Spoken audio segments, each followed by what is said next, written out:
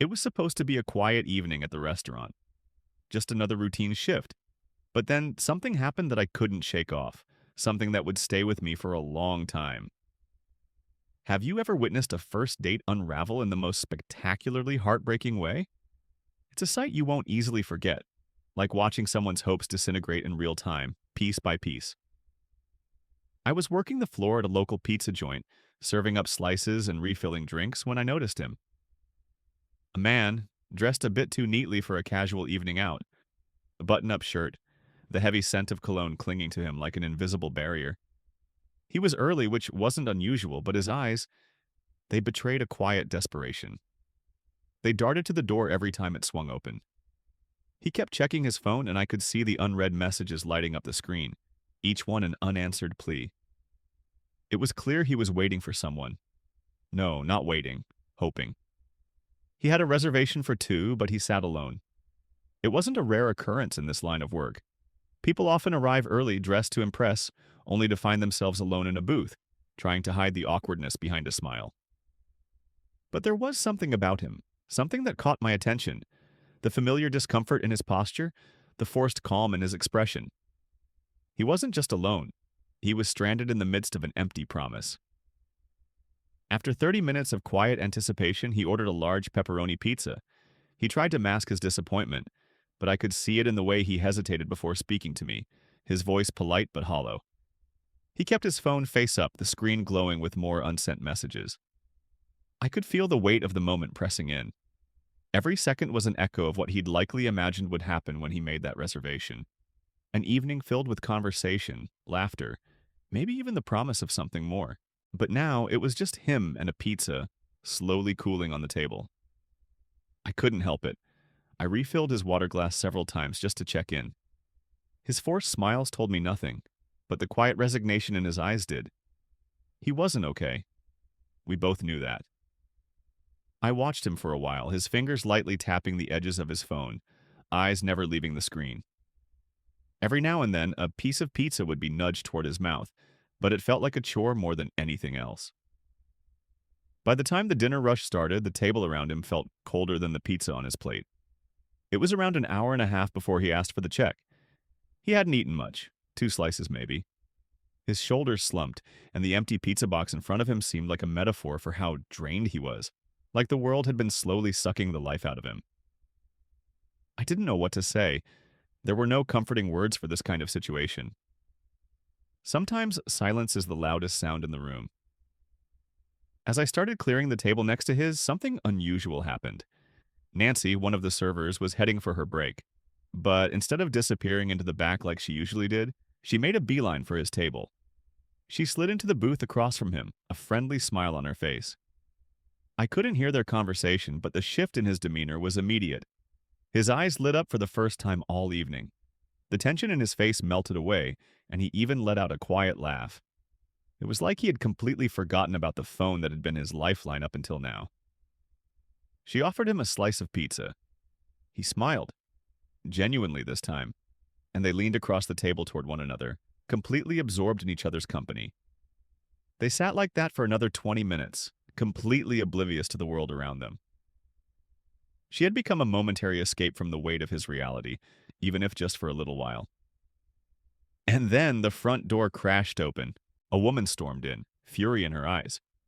She was flanked by 3 kids, small, dressed in pajamas, clearly out of place in a restaurant. The youngest clutched a stuffed animal, eyes wide with confusion. The woman's gaze locked onto the man's table, and with a single decisive step, she marched over. The kids followed in tow, a silent parade of chaos trailing behind her. The restaurant seemed to collectively hold its breath. The man's face, which had just been lit with something like hope, drained of all color in an instant. He stood up quickly, trying to explain himself, but the words caught in his throat. The woman was already shouting. "This is what you're doing while your kids are starving?" The room froze, and I could feel the tension thickening in the air. The kids, standing behind their mother, looked unsure. One of them was crying, while the oldest stared at their father with a look of betrayal that sliced through the silence. The woman's voice cracked as she continued, her words sharp, cutting through the air like a blade. "You told me you had to work late. You said there was an emergency meeting. I had to use the last of our grocery money to come find you because the kids haven't eaten dinner. The pieces clicked together. This wasn't a date gone wrong. This was a man who had betrayed his family, lied to them, and spent his evening with someone else while his children waited, hungry and confused. Nancy shrank back into the booth, looking like she wished she could vanish into the fabric of the seat. The restaurant's hushed whispers rippled through the room as we all watched the collapse of this man's life unfold before us. No one moved. No one breathed. And the man who had been the center of attention just moments ago, stood there in his shame, his hands trembling as the truth laid itself bare. The silence in the restaurant was thick, suffocating almost as the tension in the air coiled tighter with each passing second. The woman's face twisted in a mask of betrayal, her anger and heartbreak battling for control until something in her snapped. "And you're here on a date?" she spat, the words sharp and bitter, as if they were a wound too deep to ever heal. The youngest child, barely old enough to understand the weight of the moment, tugged at his mother's sleeve, his innocent voice cutting through the chaos. "Can we have some of Daddy's pizza?" he asked, his words too pure for the world around him. That broke something inside the woman. Her shoulders slumped, her anger faltering for a moment, only to be replaced by a flood of tears. Her voice wavered between rage and despair, lashing out as she screamed about bills and responsibilities, the unspoken burden of trust shattered between them. The man, still seated, looked like he was drowning in his own regret. He kept trying to explain, but his words faltered, his voice thin and fragile. No one was listening anymore. No one believed him. Nancy, who had been silently shrinking into herself in the booth, finally found her voice, but when she stood to leave, the wife blocked her path. "How long?" she demanded, her voice low, full of venom. "How long has this been going on? How many times have you two met up while I was at home with 3 kids to take care of?" The room seemed to freeze, the murmurs of other customers dying out as the manager, Donald, made his way over to intervene. Then the man's voice broke through the tense silence, quiet yet sharp enough for the entire restaurant to hear. "She's not my date," he said, his words cutting through the storm of accusations. "She's my sister, the one you made me cut off 5 years ago." The reaction was instant and overwhelming. The wife's eyes went wide, her mouth hanging open in stunned disbelief, and for a brief, unbearable moment, she stood frozen in place. Then her body stiffened. Her arms fell to her sides, and she stared at her husband as if seeing him for the very first time. The children, huddled behind her, pressed closer, instinctively sensing the shift in the atmosphere. The oldest child looked back and forth between her father and the woman across the table, confusion and betrayal clear on her young face. The room held its breath. A fork remained suspended halfway to a mouth, and every conversation in the restaurant ceased. The man, sensing his moment, reached toward his wife, but she recoiled, her back colliding with the youngest child, who grabbed onto her shirt, as if clinging to the last remnants of something familiar. It was Nancy who finally stood up, her hands trembling as she adjusted her apron. "I work here," she said softly, but her voice carried across the silent room, cutting through the tension. "I've been here 6 months, and I never meant for it to happen like this." Her eyes flickered between her brother and his wife, her hands twisting the order pad in her fingers. "I just missed him. I wanted to see how he was doing." The wife's face cycled through expressions faster than I could keep up. Confusion, understanding, anger, and finally something that looked like hurt. Her mouth opened, but no words came out. Instead, she turned to Donald, who had been standing at a distance trying to keep the peace. He raised his hands in a calming gesture, his voice steady and low. "Folks, maybe we should take this to my office where you can have some privacy." But the wife's head snapped toward him, her eyes blazing. "No," she said, her voice cutting through the stillness like a whip. "I want answers right here, right now." She turned back to her husband, her voice thick with emotion. 5 years, she repeated, the words trembling on her lips. 5 years you haven't talked to her because of what happened." The man slumped back into the booth, his hands falling to his face as the tears began to spill. "You gave me an ultimatum," he said, his voice muffled through his fingers. "After she borrowed that money and couldn't pay it back, you said it was her or you and the kids. I chose my family. but it killed me every single day. The middle child, now fully aware of the unraveling family drama, clung to their mother, crying harder with each passing moment. The youngest, innocent and oblivious, kept tugging at her shirt, asking in a small voice, "What's wrong with Daddy?" I didn't know how much longer I could stand there, so I grabbed some crayons and paper from the hostess stand and slowly approached their table. "Hey, guys," I said, forcing a smile, my voice as friendly as I could make it. "Want to come sit at this fun table over here while the grown-ups talk?" The youngest child's wide eyes met mine, and without hesitation, they reached for my hand. The middle child followed, though more reluctantly when I mentioned the special kids menus. The oldest hesitated, but when her mother nodded, she reluctantly agreed. I led them to a booth across the restaurant, out of earshot from the heated conversation. The wife's voice was growing louder again as she turned on Nancy, her words sharp and pained.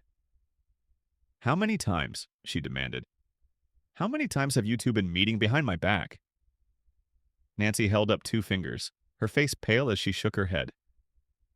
"Just twice," she said, her voice barely above a whisper. "Coffee last week when I ran into him at the gas station. And then tonight."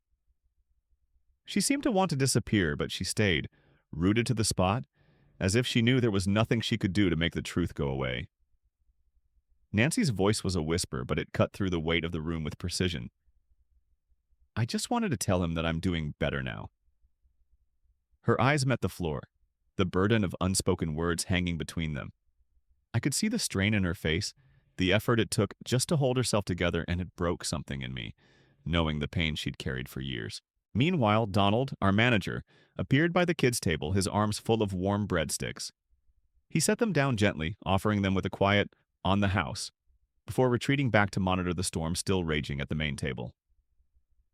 I grabbed a few juice boxes from behind the counter and took them over to the kids, who were ravenously tearing into the breadsticks, their hunger clear. It hit me then. These kids had been so caught up in the chaos that they hadn't even had dinner. 2 tables away, an older couple openly gawked at the unfolding scene, their curiosity shamelessly unmasked. A group of teenagers was gathered around their phones, recording the whole ordeal, capturing every moment of this family's unraveling for their own amusement. It felt wrong somehow, as if they were waiting for the next shocking moment, like the drama was some kind of spectacle for them. Back at the main table, the man finally lifted his head, his eyes red and swollen from crying. He looked at his wife, his voice breaking as he admitted, "I lied about working late. Both times."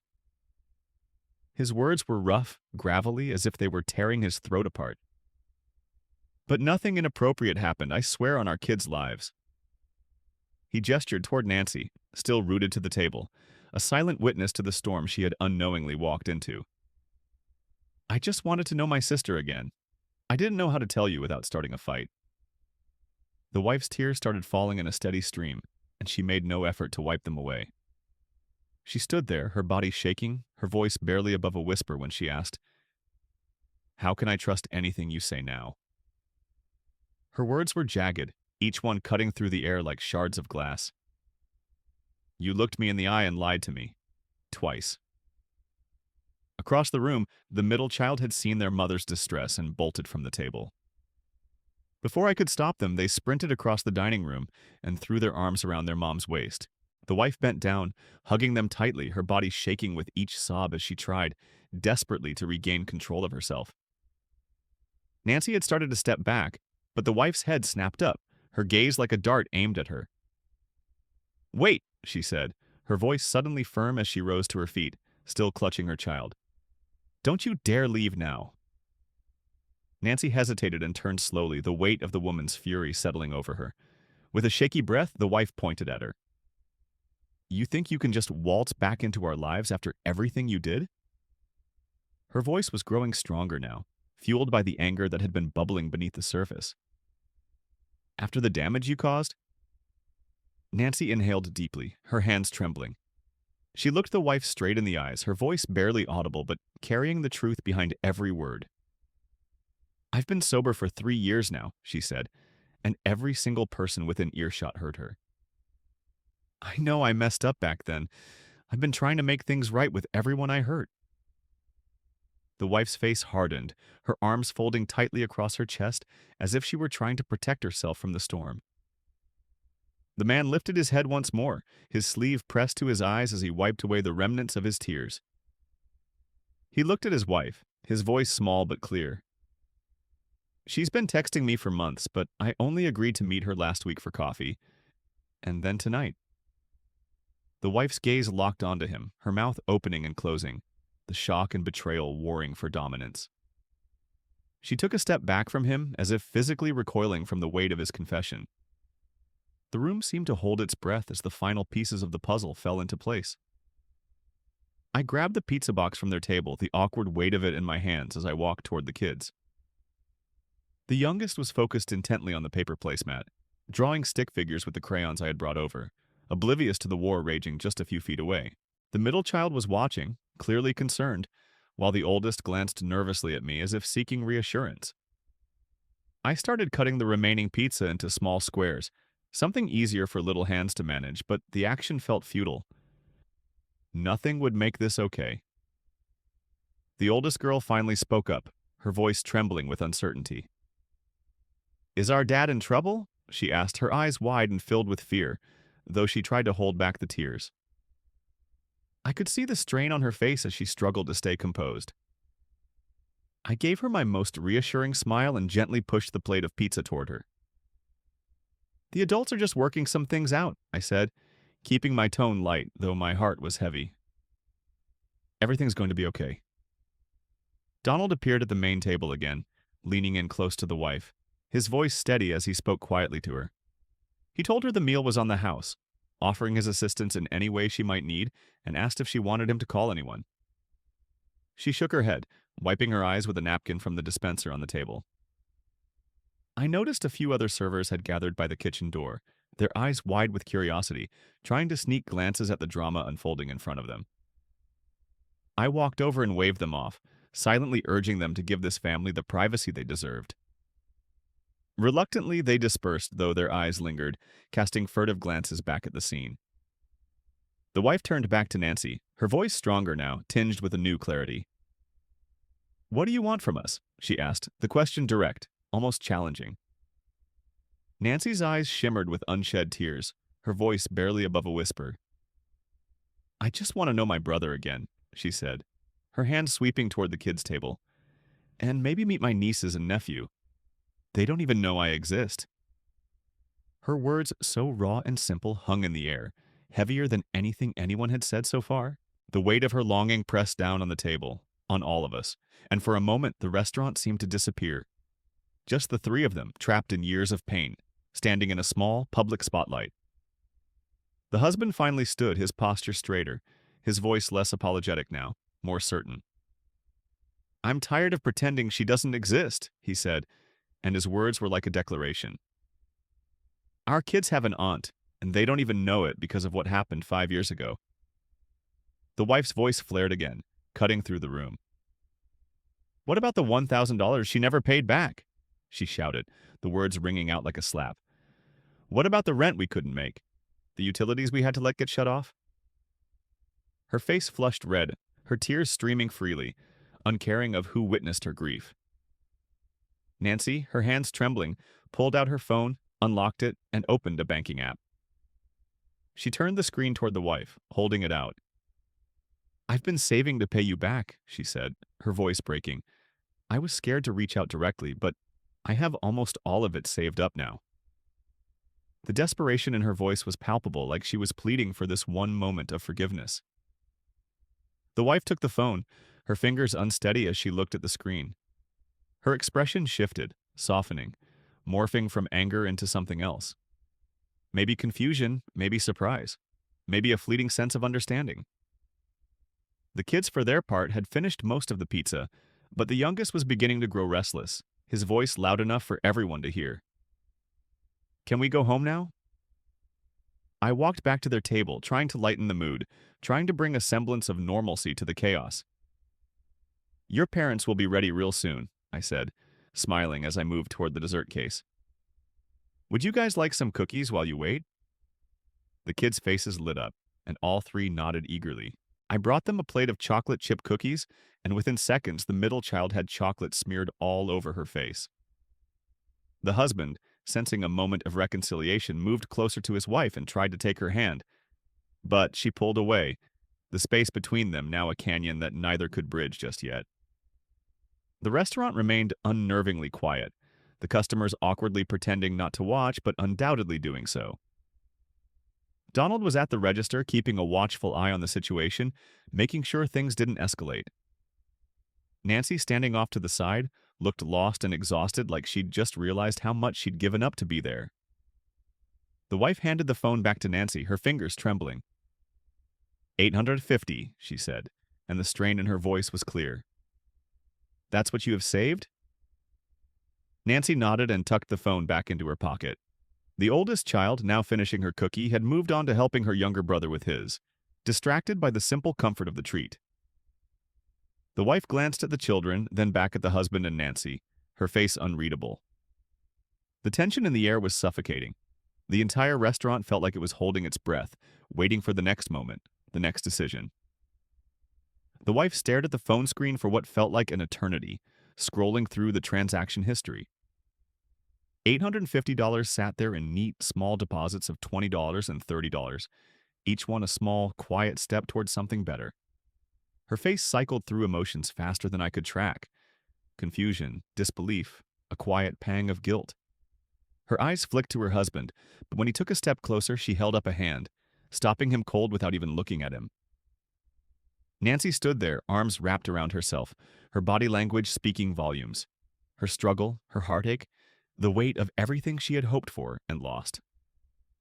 The kids, still sitting at their table, were getting more restless. The youngest knocked over his juice box, the sticky liquid quickly spreading across the table. I rushed over with napkins, trying to keep the mess from spilling over. The wife's gaze followed my movement but never left the screen, her thumb scrolling up and down, processing everything. Finally, after what felt like an eternity, the wife handed the phone back to Nancy. Her hand shook as she did, and when she looked at her husband and then back at Nancy, the air was thick with decision. "We need to talk about this somewhere else," she said, her voice quieter now, more composed. "There are too many people watching." She nodded toward the customers still stealing glances, the ones who had turned this private family dispute into a public spectacle.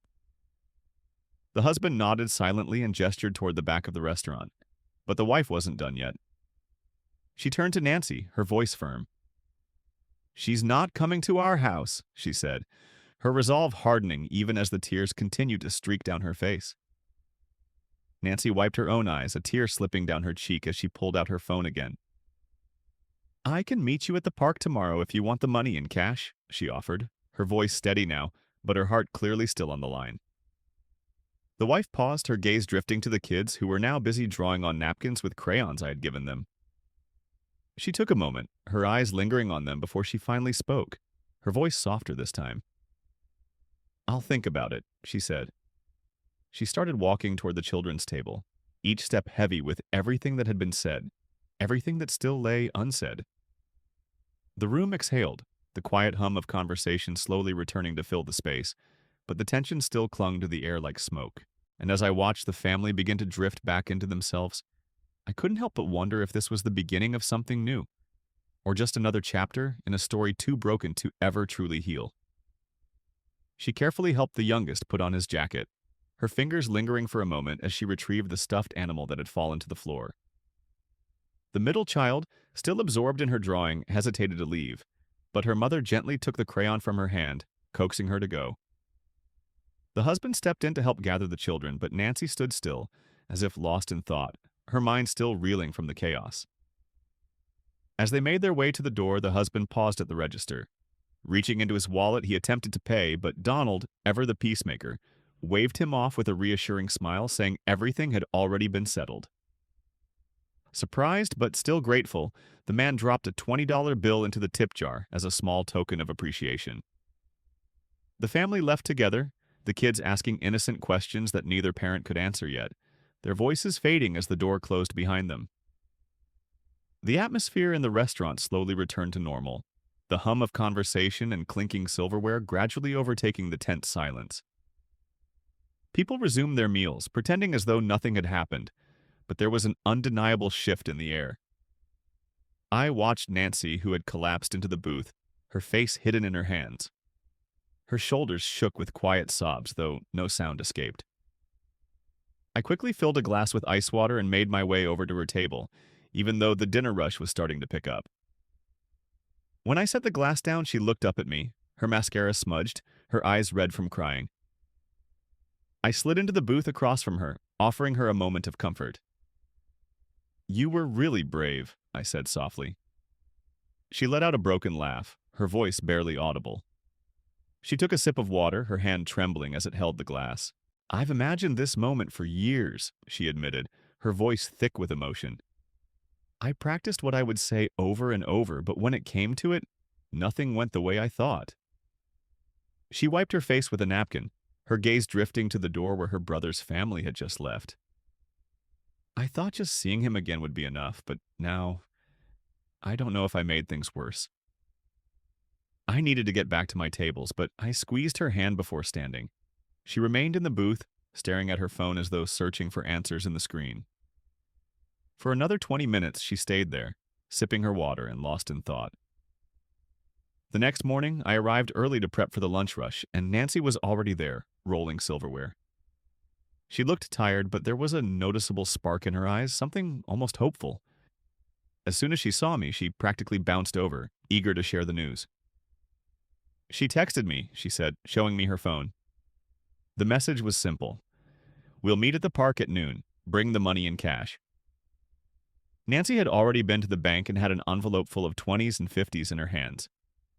Her fingers twitched nervously as she kept glancing at the clock, her thoughts clearly elsewhere. When it was almost time to go, Nancy asked if I could cover her tables for the lunch rush. I agreed, watching as she grabbed her purse with shaking hands. She hurried out the door in her old Honda, and I sent a silent prayer up for her, hoping things would go well. The lunch rush hit hard, and I was rushing between sections, trying to keep up with the orders. 3 hours later, Nancy returned, and I could immediately tell something had changed. Her eyes were red from crying, but there was a massive, genuine smile on her face, one that lit up her entire being. She pulled me aside by the drink station and showed me a picture on her phone. It was a photo of her pushing a little boy on a swing. The child's face lit up with pure joy. "She took it," Nancy said, her voice full of awe. "The wife actually took a picture of me with my nephew." She stared at the photo, her eyes glued to it like it was the most precious thing in the world. I had to get back to my tables, but before I left, I couldn't help but notice how different she looked. More at peace, even as the day's chaos continued around us. Nancy worked the rest of her shift with that smile, the one that wouldn't leave her face no matter how busy we got. Even though the restaurant was short-staffed, she moved through the motions with a quiet radiance, the kind that spoke volumes about her journey from the woman who had walked in the night before to the one she was becoming. Her smile remained as if she had found something she'd been searching for, even if just for a moment. A sense of connection, of healing, and maybe, just maybe, the beginning of something new. It had been 3 days before I saw him again, alone. The lunch rush had already started and the restaurant hummed with the usual chatter, the clinking of silverware, and the soft hiss of the kitchen. But in the midst of it all, he slipped through the door, looking like he'd been carrying the weight of the world on his shoulders. He chose a small table by the window, away from the bustle, away from the noise, sinking into the chair like the fight had left him. When I approached to take his order, he immediately began apologizing, the words spilling out before I could even say a word. "I'm sorry for the scene my family caused," he muttered, his voice rough, drained. "I know you guys are just doing your jobs, and I feel awful for bringing all that drama to your workplace." I waved it off. "It's fine," I said, though the tension in the air still lingered. "What can I get you?" He ordered a small pizza and a water, pulling out his laptop, his eyes glued to the screen before I even had a chance to walk away. But before his food arrived, he flagged down our manager, offering another round of apologies. The manager, a solid guy with more patience than anyone else in this place, reassured him. "Families have their moments," he said, shrugging it off. "No harm done." I set the pizza down in front of him, and he barely looked up from his laptop, hands busy typing while his mouth moved in slow, methodical bites. But there was something missing. His wedding ring, the one he'd worn every time I'd seen him before, was gone. A half hour into his meal, he called me over again. "Hey," he said, his voice quieter now, almost hesitant. "Got a minute?" I nodded, waiting for him to continue. He leaned in, lowering his voice as if the words were too heavy to say aloud. "My wife. She's thinking about counseling. She wants to try and fix things for the kids. But trust is broken. I don't know if it'll work, but we have to try, right?" I could hear the uncertainty in his voice, but I nodded. "It sounds like a good step," I said, though I wasn't sure either. The way he said it, more like a question than a commitment, told me there was a mountain to climb, and I wasn't sure if it was one they could scale. He came back 2 more times that week, always alone, always working on that laptop, trying to distract himself from the mess that was his life. Nancy, the other server, was on shift Thursday night when her phone buzzed. She pulled it out, her face going pale the second she read the message. She showed it to me, eyes wide with shock. "It's from her," she whispered. "The wife. She wants to meet, just us, for coffee." I watched her hands shake as she typed a response. Her fingers hovered over the keys, uncertain. She asked for advice, though we all knew she was terrified. "What should I wear?" she asked, voice cracking. "What if I say the wrong thing?" "Just be yourself," one of the other servers said, "and listen more than you talk." Saturday morning, Nancy called in sick. The nerves were too much to handle. The meeting was set, and she arrived at the restaurant later that afternoon, her face pale but her eyes alive with something new, something raw. "It was—" She trailed off, staring at the table, as if recalling every painful second. At first, she was cold. I thought it would go nowhere. But by the end, we were both crying. She asked about my recovery, about everything. What I'd been doing these past 5 years. Nancy went back to that coffee shop the next week, and the week after that. The wife, it seemed, was learning. She was coming to terms with the fact that addiction wasn't a choice. It was a disease. And through the tears, through the awkwardness, she was starting to see the person Nancy had become. 4 weeks after that explosive night, I saw them all together again. The whole family. They asked for a corner booth, the kind that offers a little privacy, but even so, the awkwardness hung in the air like a fog. The kids ran to Nancy, throwing themselves into her legs. The parents stood back, eyes darting uncomfortably, unsure of what to do, unsure of what to say.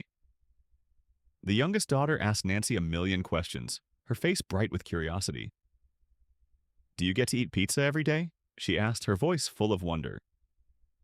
The middle child wanted to show Nancy her latest drawings, pages and pages of pictures she'd made since they met at the park. The oldest was quieter, stealing glances at Nancy, studying her like she was a puzzle to be solved. They ordered 2 large pizzas, but the parents barely touched theirs. The kids devoured theirs like they hadn't eaten in days. But then, it happened. The wife stood up, her chair scraping against the floor, and walked over to me as I was wiping down tables. She stopped a few paces away, her eyes brimming with something I couldn't quite place. "I want to apologize," she said, her voice low and hesitant. "For that night, for how I acted. I was scared, embarrassed, and I shouldn't have taken it out on you. On any of you." Her eyes were red, and for a moment I thought she might cry again. I smiled gently. "There's nothing to apologize for," I said, my words as much for her as for me. When she returned to the table, I noticed it immediately. Both she and her husband were wearing their wedding rings again. The rings that had been absent for weeks, the absence of which had been a silent testament to everything that had fallen apart. And as I watched them sit down, their fingers intertwined, something inside me stirred. I knew all too well what it was like to lose something like that, to be forced to walk away, broken and scarred. But seeing those rings back on their hands, despite everything, was a quiet kind of victory. One I hadn't expected, but somehow I was grateful for. The rest of their dinner that night unfolded with an unexpected ease. Nancy, ever the natural with kids, began showing the oldest girl how to fold napkins into swans. She grabbed a stack of paper napkins from the dispenser and, with nimble fingers, crafted 3 little swans, one for each of the children.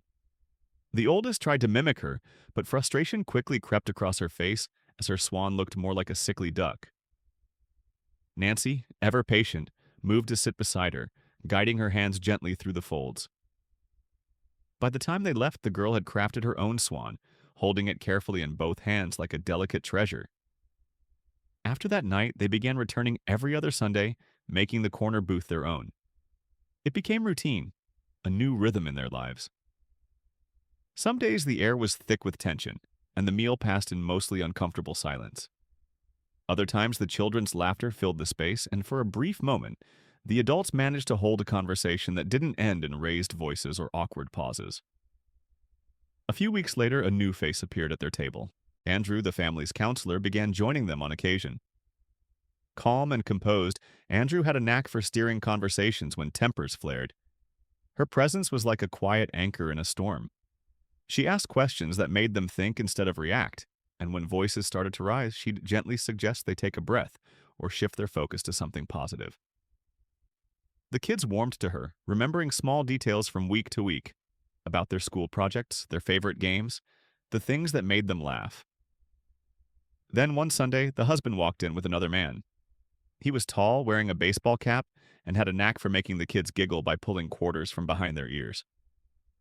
He introduced himself as Carol, someone who'd known the family since Nancy's teenage years.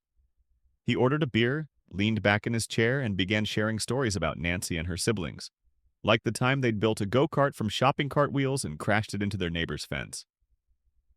For the first time in what felt like ages, the wife smiled, and Nancy, who had been on edge since everything had begun, actually looked relaxed, almost nostalgic. The kids adored Carol, who kept the mood light, easing the adults' inevitable tension by switching topics to sports or asking the children about their schoolwork whenever things seemed on the verge of erupting. 2 weeks later, Nancy came to work, an envelope in hand. She showed it to me with a quiet, proud smile. Her first big paycheck since her promotion to shift supervisor. "I've already put half of it into savings," she said, her voice low but full of purpose. "The rest, I'm giving to her. It's time." That Sunday, Nancy handed the envelope to the wife at their usual table. The wife opened it, counted the cash twice, and then slipped it into her purse. She didn't say thank you, but she didn't refuse it either. I saw the subtle shift in her posture. Her shoulders seemed to relax just a little, as if a weight had been lifted. The husband leaned over, thanking Nancy, explaining that the money would help them catch up on the electric bill that had been 2 months overdue. Over the next few weeks, Nancy continued to bring envelopes, and the wife, though still distant, always accepted them. It was a quiet exchange, but it was progress. The middle child, with her usual innocent enthusiasm, began asking if Aunt Nancy could come to her dance recital. The wife hesitated, but eventually said, "Maybe." It wasn't a firm yes, but it was more than a no. The oldest girl asked for help with a school project on family trees, and the wife agreed, on one condition. It would happen at the restaurant where she could watch. So they spread a poster board across the table. Nancy helped the girl draw branches and write names, while the younger kids colored in the leaves with markers, their small hands moving quickly as they added their personal touch. The wife sat across the booth, watching them carefully, and even pointed out a forgotten name, her husband's cousin who lived in Texas. By the time they finished, the family tree was complete, the girl excited to show it off in class the next day. The following week, the kids were practically begging to spend a Saturday with Aunt Nancy. This time, the wife relented. "Only if you go somewhere public," she insisted, as though worried the world might implode if she allowed Nancy to have too much of their time. Nancy, ever resourceful, suggested the Children's Museum downtown. After a quick exchange of texts, the wife agreed, but only if Nancy promised to send photos every hour.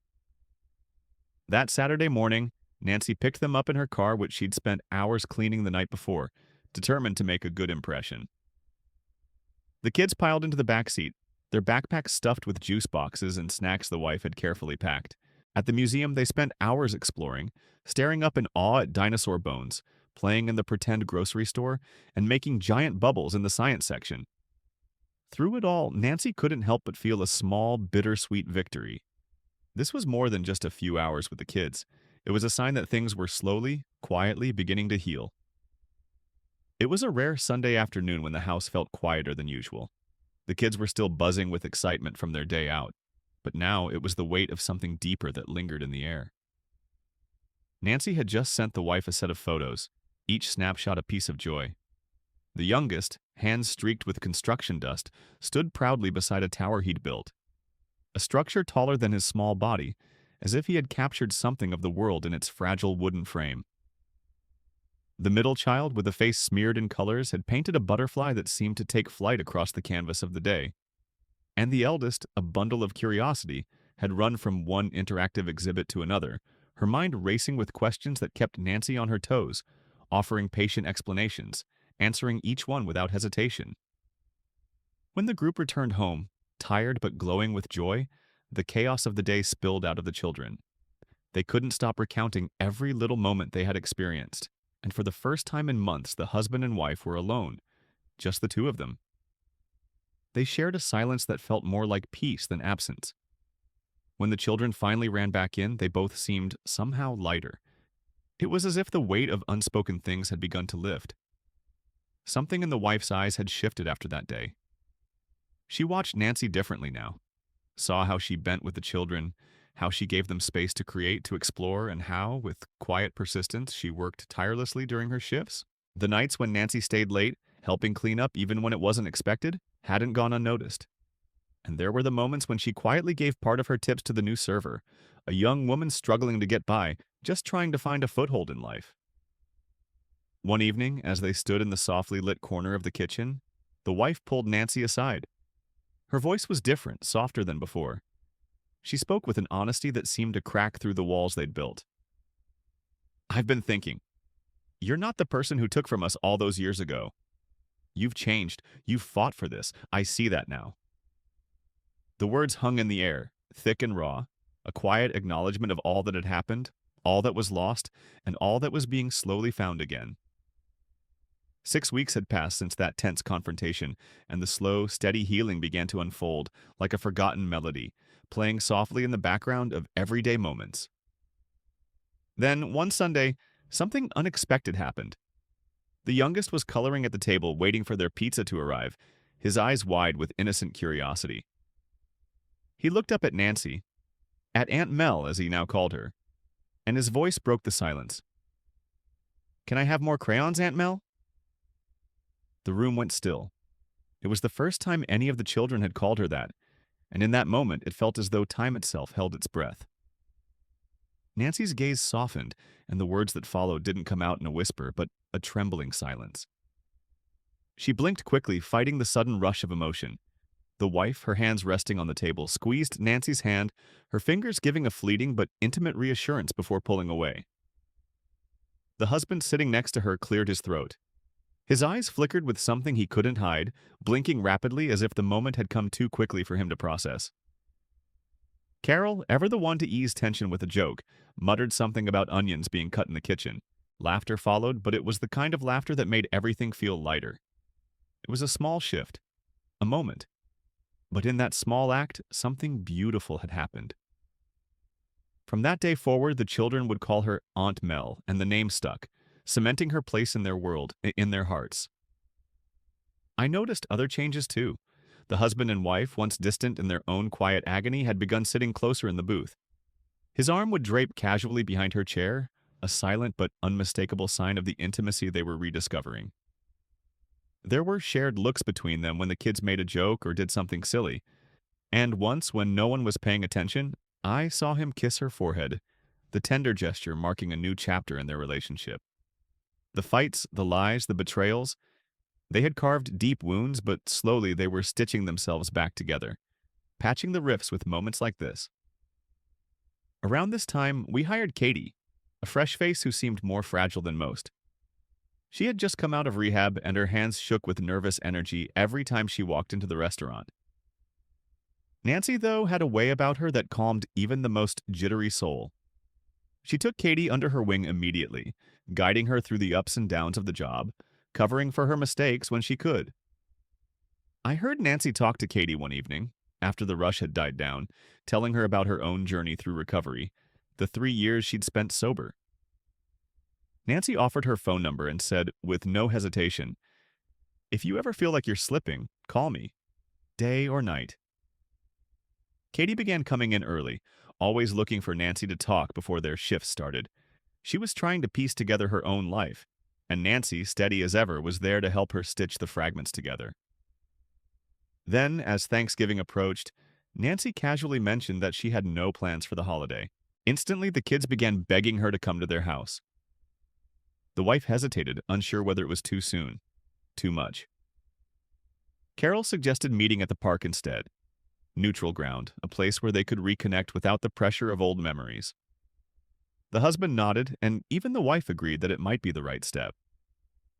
After 5 long Thanksgivings spent apart, perhaps it was time to try again. The following Sunday, the wife surprised everyone.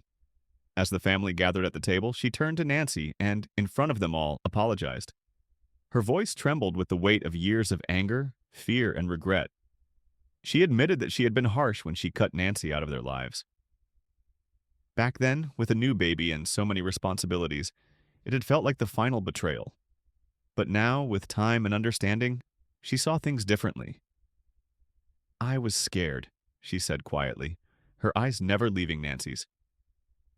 "I thought I was protecting my family, but I see now you needed help, not rejection." The husband's hand found hers in a quiet gesture of support. The air was thick with emotion, but in that moment, something broke free, something long buried. They had started to rebuild, and so they sat together at the cusp of something new, something fragile, but also something hopeful. For the first time in what felt like forever, she didn't pull away. The air between them, once thick with years of anger and resentment, seemed to shift.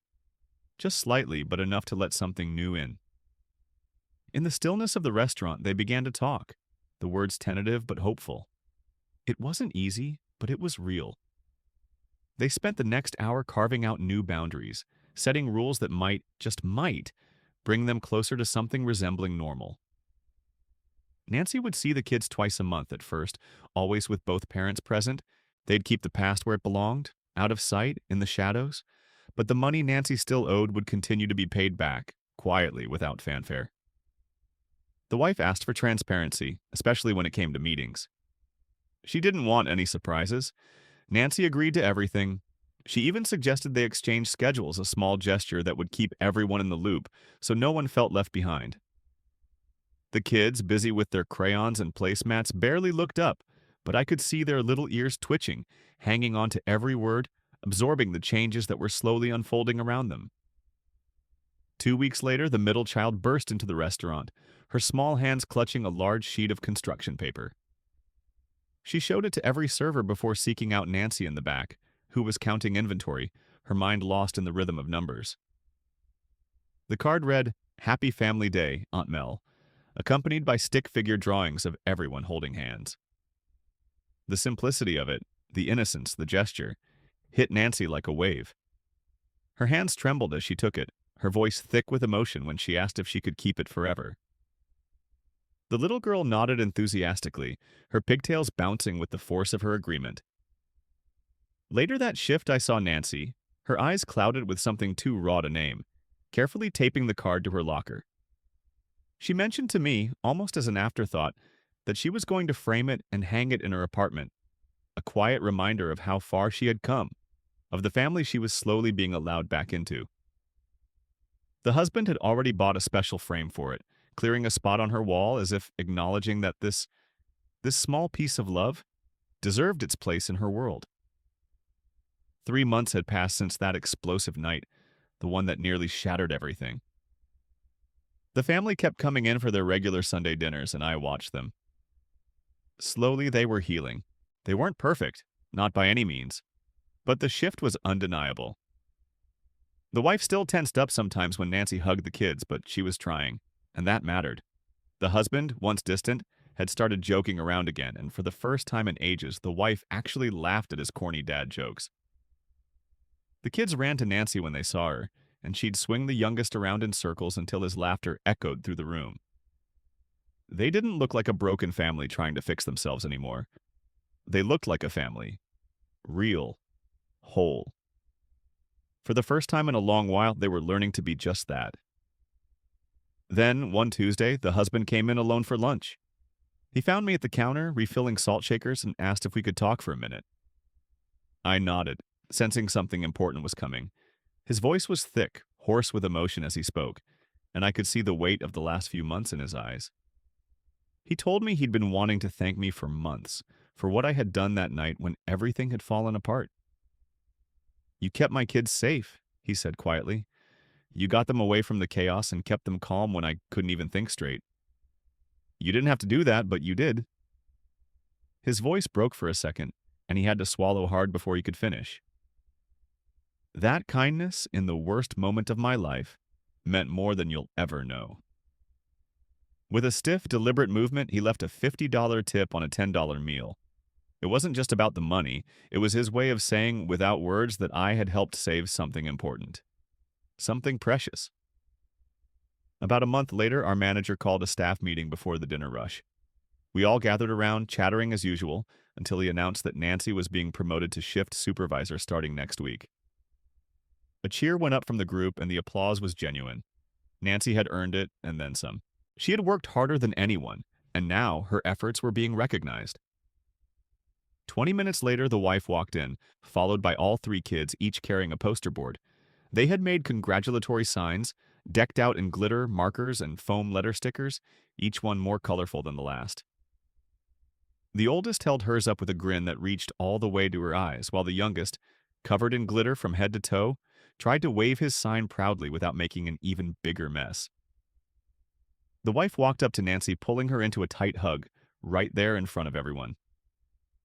"I'm proud of you," she said, her voice thick with emotion.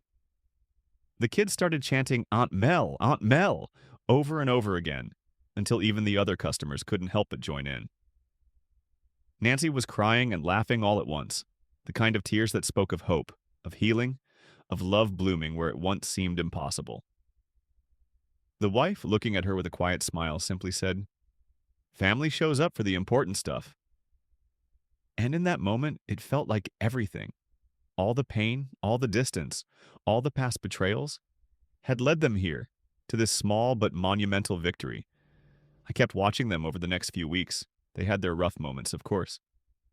Sometimes the wife would get quiet when money was mentioned, or the husband would glance away, a flash of guilt in his eyes. But instead of retreating, instead of hiding behind silence or old hurts, they talked it through. I overheard them one evening, standing in the parking lot while the kids waited in the car, speaking in low, careful voices. There were no raised voices, no tears, just two people working through something hard together. When they came back inside, they were holding hands. It was a simple thing, but the kids noticed too. The oldest flashed a small, knowing smile and nudged her sister. The last time I saw them all together was just before I left the restaurant for a new job. They came in on a random Wednesday, their faces lit up with joy. The youngest, grinning from ear to ear, wore a shiny new medal around his neck, proudly showing it off to anyone who would look. "I won the spelling bee," he announced, his voice full of pride, as if the whole world needed to know. And in that moment, I realized that, against all odds, they had made it. They had found their way back to each other, piece by piece, moment by moment, and nothing, not even the messes of the past, could take that away. They slid into their usual booth, the kind that had become a small sanctuary for them over the months. The pizza order was routine, their favorite combination, no need to look at the menu. The youngest, brimming with excitement, launched into a long, animated tale about how he had spelled necessary correctly when nobody else could. His hands were wide as he explained, as if the trophy for his spelling triumph was large enough to fill the whole room. In his enthusiasm, he knocked over his glass of water, sending it splashing across the table. But instead of the usual exasperated sighs or a tense silence, laughter erupted around the table. The husband, ever the quick thinker, grabbed a stack of napkins, and the wife deftly moved the cups out of harm's way. Nancy, with a tenderness that only time and patience could bring, helped the little guy dab at his shirt, while his sisters teased him in the way only siblings can, calling him a clumsy genius. The sound of their laughter was infectious, so much so that even the husband was wiping his eyes, a smile still tugging at the corners of his lips. The other customers in the restaurant couldn't help but smile along, caught up in the warmth of the moment. It was the kind of joy that couldn't be faked, pure, unguarded, and all-encompassing. They looked like a real family, The kind you see in sitcoms or commercials, but somehow more genuine, more earned. The kind that had fought its way through every imaginable hardship, only to find itself standing in the light of something better. A year ago, nobody would have believed this was where they would be. I often find myself thinking back to that night. The memory is etched in my mind, clearer than any of the good times. It was the night when the wife stormed in with the kids, their pajamas wrinkled from the chaos. It was the night that everyone in the restaurant thought they were witnessing a marriage unraveling right in front of their eyes. The kids had looked terrified, standing silently behind their mother, their faces masked with fear, unsure of what would come next. No one could have imagined that disaster, the tears, the shouting, the accusations, would somehow be the catalyst for everything that followed. No one could have guessed that the very public breakdown would, in time, give way to a beautiful, hard-won recovery. I've shared my side of things. Now, I want to hear yours. What about you? Leave a comment and I'll read through it. Your story is just as important as mine.